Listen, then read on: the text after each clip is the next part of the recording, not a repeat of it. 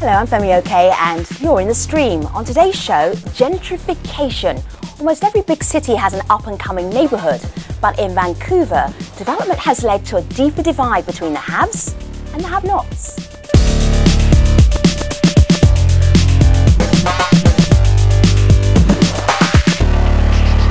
Our digital producer, Malika Bilal, is here looking out for your live feedback, sitting so close to me, I can physically touch her. Must reach out. Yep. So when the community want to get in, you can actually prod me, Malika. What are they saying about this subject? I love it. It's so universal as an issue. It is, and I'm glad you said that universal, because we're getting messages from all over the world, basically, of people who have experiences with gentrification. Some of them are positive, like this tweet from Dan, who says, I live in a gentrifying area. It's too late to stop it. We've moved in. We want to live there, and free markets are in play. And on the other hand, you have cons, like Timothy Hatt, who says, I spend a lot of time in Vancouver's downtown east side. I've seen a significant amount of development, and some squeezes people out.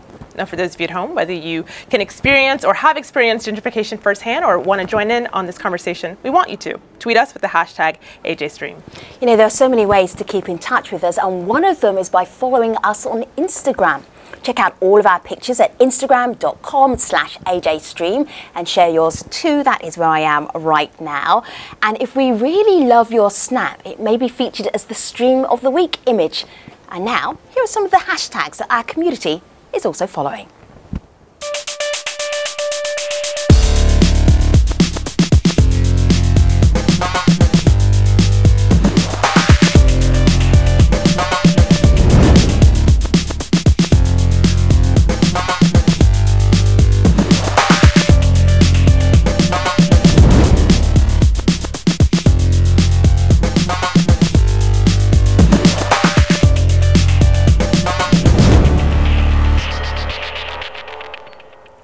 Up-and-coming neighbourhood, that's a phrase that's used across the world, from Rio to Hong Kong.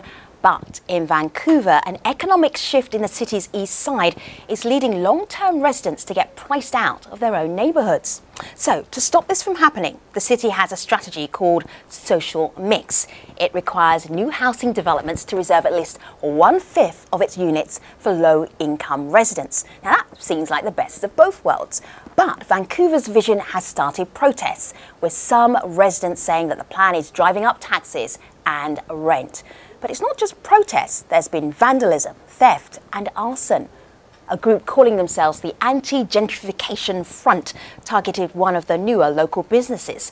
They took this photograph and sent it to the owner, Mark Brand, and you'll hear from him in just a little bit. Meanwhile, back on May Day, protesters with torches marched to an upscale restaurant. Some of the signs read "Class War" and "Set Fire to the Condos." Not long after, the same group claimed that they set fire to a brand new home. So, in Vancouver and in other places around the world, is it possible for those in gentrifying neighbours to actually just get along? So, on Skype, Brent Todderan is the city's former chief planner. He's going to help us with our discussion. As to, in a Google Plus Hangout, we have Ivan Drury. He's an anti-displacement activist. Also in the Hangout, Dave, who's known in his community as formerly homeless Dave, and he's also an anti-displacement activist. And Mark Brand, who I mentioned in the introduction, is the owner of Save Our Meats, one of the newer businesses in the East Side. We were also supposed to be joined by City Councillor Andrea Raymer, but she pulled out at the last minute. It doesn't stop us having the conversation though. So Dave, also known as formerly homeless Dave, give us a little tour of the East Side, the warts and all tour. Where would you take me? What would you show me?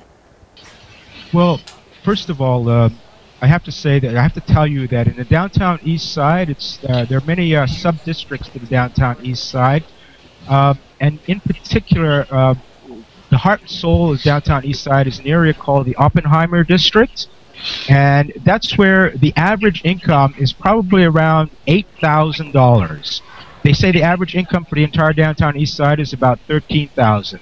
So that's going to give you some perspective globally, the situation, what it's like in the Oppenheimer District of the downtown East Side. If I were to give you a tour, the first place I would give you a tour would be down by Pigeon Park, and also Pigeon Restaurant, which is right across from it. And the reason why I would take you there first is because the issue of colonization is a very big issue in Vancouver and in this province, because this is unceded territory of the Coast Salish, and it's unceded territory of First Nations in this entire province. So that's very different than other areas in North America. So that's primary, and the reason why that's primary is because displacements started with first the environment in Vancouver. That's in the downtown east side, which is the central hub of Vancouver. It has always been what former Mayor and Premier Mike Horcourt calls still the beating heart of the city, the heart and soul of Vancouver. So what matters there matters everywhere in Vancouver. And so, and Pigeon Park is somewhere where residents and homeless people frequent. It's like a living room. Yes. So let me just bring in Brent. Brent, you were a former chief planner for Vancouver.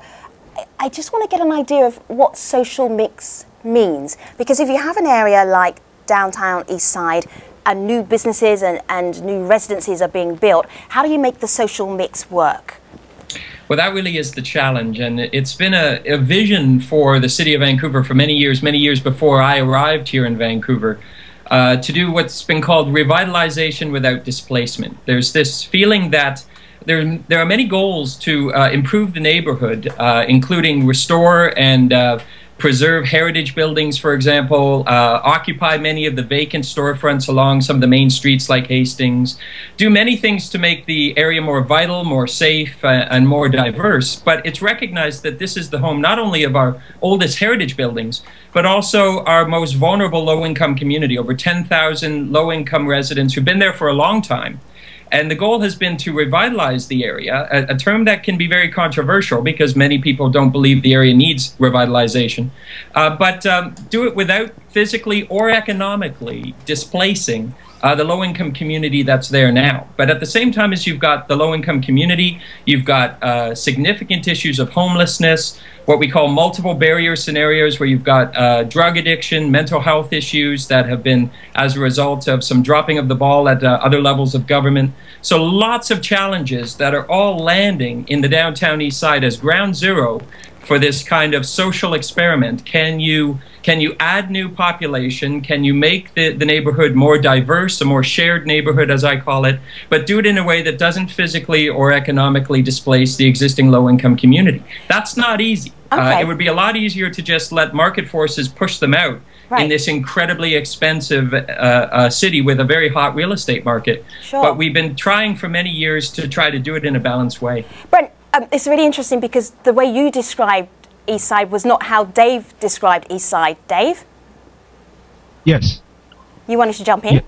Yes, I did. I wanted to say that we're not a social experiment, Brent Todarian, who's the former chief planner of the city. We're not an experiment of any kind. We are human beings. We know that displacement is happening. We know that gentrification is happening. This is why Al Jazeera is here to talk about this. We know when we speak to the rich people coming into our community, they don't deny that there is gentrification and displacement. The only denial that comes are from people that have worked with the city, from the city government, which is a developer party, and it comes from developers and business interests that say there's no gentrification and displacement going on. First of all, can I jump in? Yeah, absolutely. Yeah, so the gentrification is a economic process, and the development of the downtown east side follows the interests of the property holders and the mega development corporations that are operating in the city of Vancouver. There has been an experiment done on social mix. Brent Todarian is aware of it. It's called the Woodwards Project. It was the beginning of the gentrification drive in the downtown east side, and it was completed in 2009. In the Woodwards Project, there were 536 condos built in a mega two-tower development, and the great gain the city bragged of is that they were able to squeeze 125 units of social housing for low-income people out of that project. So this was the experiment. It was referred to by the planners as the social mix experiment, but the problem is that experiments require analysis and follow-up, and the city has never done that. So what is the outcome of the experiment, the social mix experiment at Woodward's. Unfortunately, the outcome is a dismal failure because 426 units of privately owned, formerly low-income housing have been lost due to gentrification pressures from this project. In the one block surrounding it, almost every single project that's privately owned has been lost to massive rent increases, and they're no longer housing low-income people, but they're housing students or young workers, people who need housing, but they're pushing out the lowest income and most vulnerable people with their housing needs. That's the outcome of the social mix experiment in the downtown east side. Well, it's interesting. The city's refusal to analyze it as a cover-up. I want to jump in here because our community is picking up on this, what many of our guests today have called an experiment. Alexandra on Facebook says, it isn't new. Social mix isn't a strategy that's unique to Vancouver. Low-income, often racialized communities in cities across the world have been subject to similar strategies used as justification for what Alexander says is their displacement. But on the other hand, you have people like Steve on Twitter saying social mix is a positive balance between gentrification and ghettoization. Mark, I want you to pick up on that, if you will, especially with this next tweet. Ms. Ferguson says, social mix is good in theory. Van City needs more affordable housing closer to the downtown east side. Empower local people by hiring them, not by charity. Is that what you see yourself doing and your businesses? Are you empowering the local community? We're just trying to figure it all out. I mean, Ivan and Dave have very, very valid points, and I just want to, for context, show them the respect they deserve. They're advocates, they're passionate, they love what they're doing, but we have to figure this thing out together, and we have to figure it out as business people, and how we, displacement and homelessness, all very serious issues, drug addiction, serious issues, but we have to figure out what we do best, and what we do best in our businesses is feed people, employ people, and train people, and we're trying to get better at it every day, and we know we're not getting there quick enough or as fast as we would like to, but with the input of other folks, we will.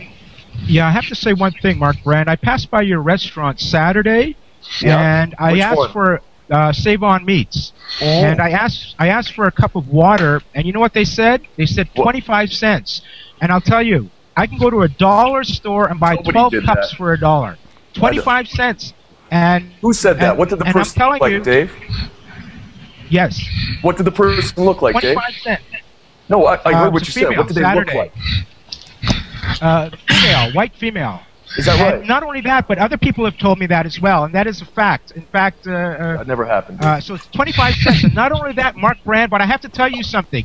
The building that Mark Brand Save On Meats is in right now was bought by a huge developer named Anthem Properties, and according to a Global Mail article, it says that it slashed his rent by 2/3. That means he's being subsidized by a huge developer, and that developer is doing that because they intend to build a 15 to 20-story condo just across from Pigeon Park. And that means it's going to displace Pigeon Park. It's going to displace the people in Pigeon Park. And this man is a front for the developers. He wants to take us back to the last century where charity is trying to fix problems for community. And that's not possible. Okay. It has to be the governments that have to take place in residence. Okay, so Brent, I'm listening to Dave. I'm listening to Mark. They have this argument going on. This is just a tiny, tiny, tiny little snippet of what's going on in East Side. Does this mean that social mix is just impossible? There's no way that you can get new businesses, new people coming into an area that has up to now been quite blue collar? No, I think what you're seeing is the kind of polarized discussion that can occasionally happen. And you know, like Mark, I respect the kind of circumstances and dangerous scenarios that are on the ground today that lead to these kinds of passionate feelings from Dave and from Ivan. But you know, forgive me for using the word experiment. I used the word because, to a certain extent, these are attempts to try to balance conditions in a very hot market that may not necessarily be unique to Vancouver, but they're not easy to do. And it, to a certain extent, is about trying to stymie market forces that are extremely powerful, political forces that are extremely powerful, and do it in a way that's respectful of everyone's voices. But you see from this conversation that sometimes it can be about a perception of what's happening, why it's happening. I happen to think that Mark Brand is an example of the exact kind of business owner that the downtown east side needs. I think the Woodward project was an example of trying to do a kind of a balanced mix that if you ask, I've asked many people in the community, it's either the best thing that happened to the community or the worst thing that happened to the downtown east side. So it can be both positive and polarizing. All it really illustrates that it's incredibly hard to do revitalization without displacement. It's very easy to do gentrification just through a physical pushing out or an economic pushing out of society. And to Dave's point, just before I finish, to Dave's point, I do agree that there is gentrification happening in the downtown east side, and there is displacement happening in the downtown east side, particularly economic displacement. But it's not the absence of that that should be the goal. I believe that that's going to happen through basic market forces or what have you. It's the evolution of cities. The art of and the challenge of cities is to try to manage it's it planned. Gentrification has been planned and incentivized by the City of Vancouver based on the experiment at Woodwards. In the last year, the City of Vancouver approved more than 1,000 condo units in the downtown east side, and they've only passed at the same period 48 new social housing units. After 2014, when funding for social housing cuts out from the province, there are no plans for new social housing construction. But the city continues to give higher zoning, greater densities to developers in order to make more profits in the downtown east side. Gentrification is not an accident; it's a result of plans, and it's incentivized and encouraged by this city government. And they're responding in part to the international market forces that are bearing down on this city, but there is also another pressure, and that's the absence of support from provincial and federal governments for social programs they used to provide. Mark Brand is dangerous because he's offering a solution, a so-called solution, to the absence of supports from senior governments, and that is that the private market is supposed to look after the low-income communities. It's supposed to pick up where the government is failing or where the government is absent, but it's not going to work. What we see from the experiment at Woodwards and other experiments is that the private market coming in hurts low-income people more than it can ever help them. Right. We need to fight for higher taxation on the rich in order to support the low-income communities in this country and around the world. That's always been the platforms that we've moved on in order to support low-income people who the market doesn't work for. Mark Brand, his example is that they don't need to raise taxes. They can continue cutting taxes, and so-called social entrepreneurs can take up the slack and do good by communities. But unfortunately, it's a lie, and it's all about optics. Ivan, I want to get the community in here. Mark Brand, if you got $1 for every time your name was mentioned, you'll be quite wealthy by the end of this program. Mark, we're going to come back to you, but I just want to bring the community in as well so we have a rounded conversation. Malika. Well, Ivan, as you were talking, we have a lot of people online agreeing with you. There's also this Facebook comment from Scott Watson who says, the problem is that politicians find it easier to lower bad statistics, quote unquote, by removing the victims of those figures than by fixing the problem. But I want to shift gears here just a little bit, and Dave, go to you with a Facebook comment. As Brent was talking a little bit earlier, we saw pictures of the protests, and we have a commenter talking about the tactics of those protests. Have a listen to this. Opportunities for dialogue about urban and public space in Vancouver between city officials and citizens are very limited in my experience. So what I think we're seeing in the downtown east side is simply a case of the people forcing dialogue through whatever means necessary in order to get their voices heard. In my mind, this can't but be a healthy process, because the reality is the people should be heard in such processes, and they will be heard, and city officials had best start listening to the people before tactics escalate further. So, Dave, you started pickets at one of the restaurants in the area, and you've also started a hunger strike. Is this by any means necessary? It is, and in fact, these are acts of desperation of how dire the situation is in the downtown east side. I want to say something that Brent Kaudarian mentions, the social mix. In other parts of the world, for example, in Washington, D.C., they call it transitioning for communities. In the Middle East, like Turkey and in Mecca, they call it redevelopment. So it's so they use different terms, but it really is generally the same thing. For example, in Mecca, they're building 400 fancy hotels right around the Kaaba, and there's a gentrification process going on there. They're limiting 20% of people, of Muslims worldwide, for visiting the Hajj, including 60% in Saudi Arabia and 40% of Tunisians to go there. So it is a major, major problem. What happens is that the market god has overthrown Allah, has overthrown Christ, has overthrown Buddha, and the market god is all pervading. And so what we're saying in the downtown east side, and why we started to say we draw a line in the sand at the Pigeon restaurant, is saying that we're past the saturation point for commercial and condo gentrification. Okay, Dave, let me just ask you this very quickly, because we're hurtling towards the end of the show here.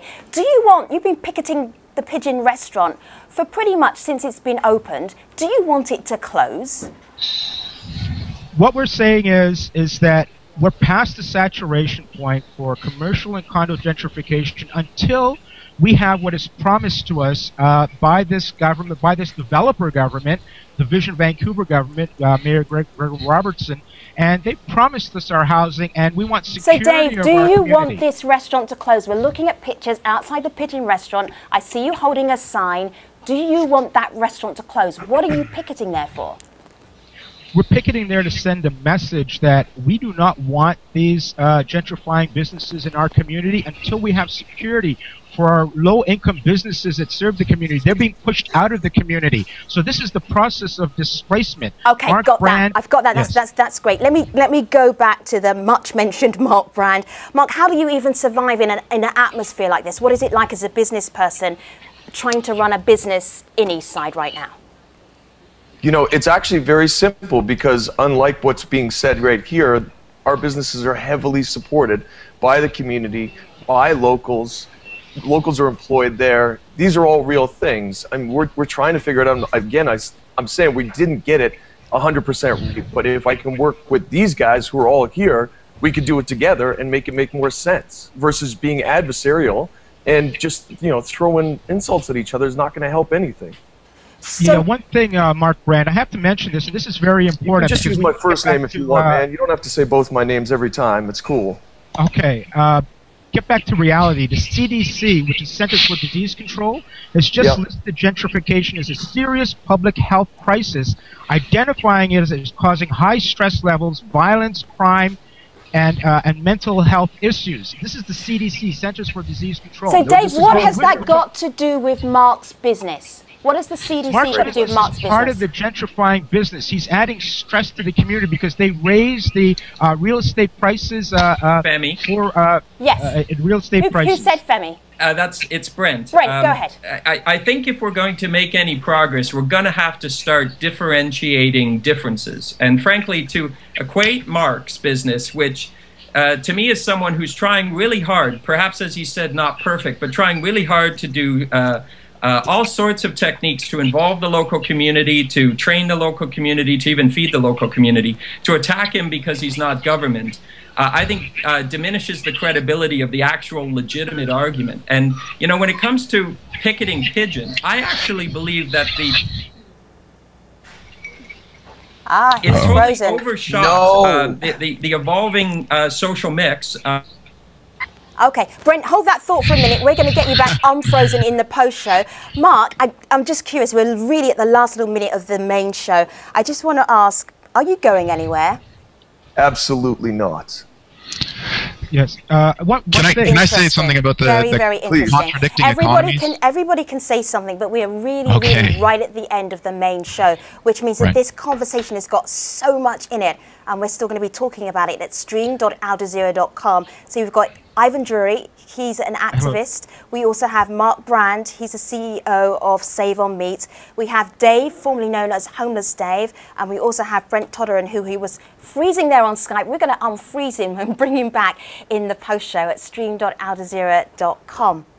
This has got a lot more in it, so do hop over online if you're not there already.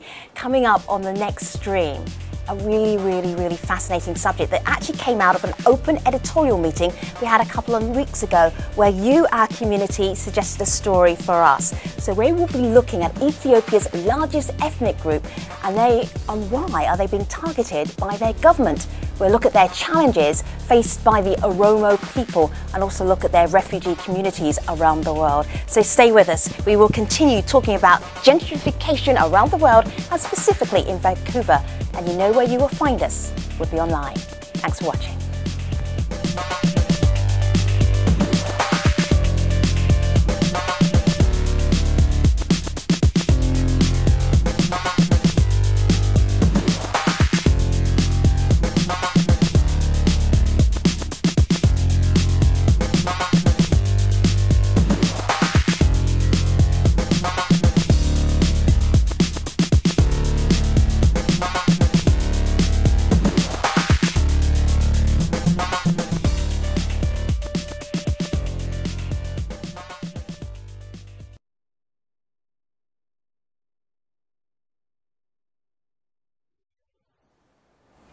Hello again, this is the Stream's online post show. We are talking about gentrification and whether an old neighbourhood can grow without class warfare. And we're taking a deeper look into the city of Vancouver.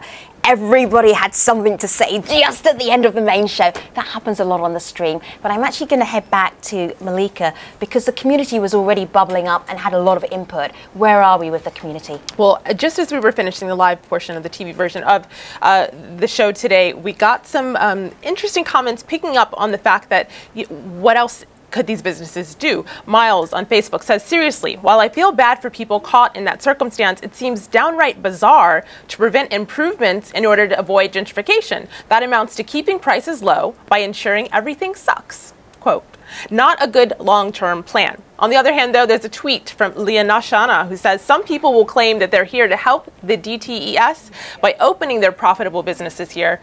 They're lying. Ivan, you take us through that. On the one hand, you have people saying these businesses are trying to make the neighborhood better. On the other hand, you have people saying, no, they're lying. So you have to understand the context of the downtown east side. This is, as Dave said, a majority low-income community. About 70% of the people who live here live on welfare or old age pension on very low fixed incomes, and so they can't afford housing here, let alone in the rest of the city. And so the displacement crisis that is being introduced through gentrification is actually a clash of economies. Throughout the past few decades, low-income people and indigenous people who've been moved here through other economic and social forces of displacement, have created their own mechanisms of survival and their own communities and spaces here where they are relatively safe from the violence that surrounds them and the rest of the stigmatizing society. And so this sudden interest in the downtown east side by high-end developers of boutique restaurants as well as of condos and landowners, these people are transforming the ground underneath the feet of these low-income communities. So the profit of business is actually against the existing economies of volunteering and looking after your neighbors and the kind of community solidarity that has come to exist here through decades of struggle. The poet laureate of the downtown east side, Stanley Cameron, called it the soul of the city, and that's because this is not just a home for human beings. It's where all social justice struggles through these past decades of life in Vancouver have originated from. It's the reason that people know about the missing and murdered women, and it's the reason it's the reason that there is a harm reduction regime in Vancouver. The reason that Vancouver is the home to the North America's only supervised injection site. That's because of struggles of low-income people in the downtown east side. And when the city is trying to displace this kind of economy and this kind of living community through the individual efforts of individual profiteers, I think it's a historic crime. I'm just going to show our audience a picture of the Save on Meats butcher shop, the sign that was stolen. And then I'm going to show you another sign. I'm going to scroll down here and how Save on Meats made a new sign and then turned it into a bit of a social program. Mark, fill us in on how you're dealing with the antagonism in your neighborhood and how about this new sign, what happened around it. That's kind of a good story. I think it's important for clarity that this kind of antagonism is very, very rare. It doesn't happen, and when it does, what we're trying to do is turn negative into a positive. We're not mocking anybody, but stealing a sign from a restaurant and saying that it's it's against gentrification and it's the fight, and then wearing a balaclava and throwing up peace signs. All of that's completely ridiculous. So there's a hotel here called the Rainier that we do supportive programs with that lost its federal funding. And for everybody who did this on social media, tweeted it, took a picture with this sign that we reinvented, we fed somebody. And we're going to keep doing stuff like this. So you're not just running your business, you're also running social programs as well. Do you feel you have to do that?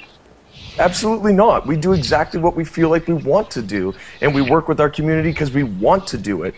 And Ivan's not, I mean, the things that he says are not, I mean, they're totally right at the same time. But it's not my station. I'm not in government. I'm not a politician. I'm not a developer. I don't own any of my buildings. I'm a businessman who's trying to do good, period. But Mark should ask himself why he has international acclaim for his efforts as a business person in the downtown east side, because Union Gospel Mission has been providing services to low-income people in the downtown east side for decades, and hundreds of other people and organizations have been doing it without any recognition every single day, every week on the streets and in places in the community. But Mark Brand, who owns Shark Forks and Hammers, a boutique clothing shop, the Portside Pub, Sea Monster Sushi, and Bonita Restaurant, all of which are high-end businesses that have no pretensions towards supporting low-income people.